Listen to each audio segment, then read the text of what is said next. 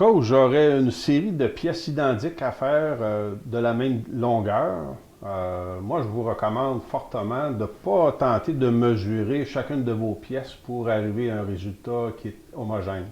À chaque fois qu'on mesure, on augmente le risque d'erreur.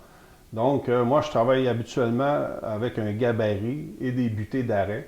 À chaque fois que j'ai deux pièces identiques à faire ou plus, c'est sûr que je vais m'installer de cette façon-là. Fait que je vais mesurer une première pièce, je vais m'installer un gabarit, puis je vais tout faire mes pièces de bois exactement de la bonne dimension à partir d'un gabarit et d'une butée. Les types de butées, là, il y en a toute une grande variété. On peut utiliser des butées plats, on peut utiliser des butées là, qui sont fixées sur nos guides.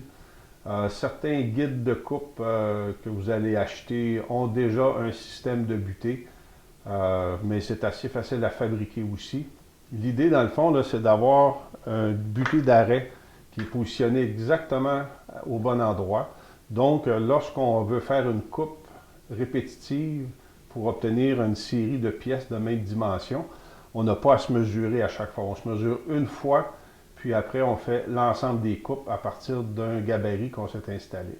C'est valide autant sur le banc de scie, c'est valide sur la table à toupie, ça va être valide sur la perceuse à colonne, puis sur les différents autres outils de coupe qu'on aurait besoin d'avoir des longueurs identiques à ce moment-là. Comment on peut s'installer? Très simplement, ici, on va prendre une mesure de référence. Exemple 5 pouces et demi. On va marquer la pièce.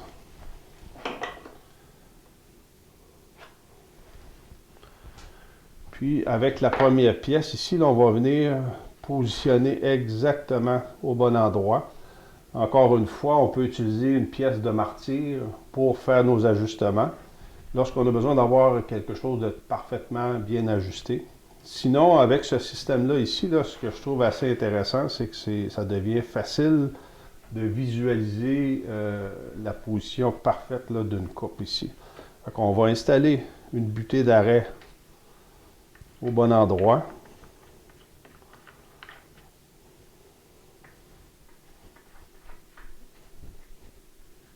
De cette façon-là, ici, regardez, je peux prendre ma pièce, je la positionne, je suis exactement au bon endroit. Donc, m'assurer de faire 4, 5, 8, 12 pièces identiques, ça devient très facile. Je vais mesurer une seule fois, puis je vais faire ma série de cette façon-là.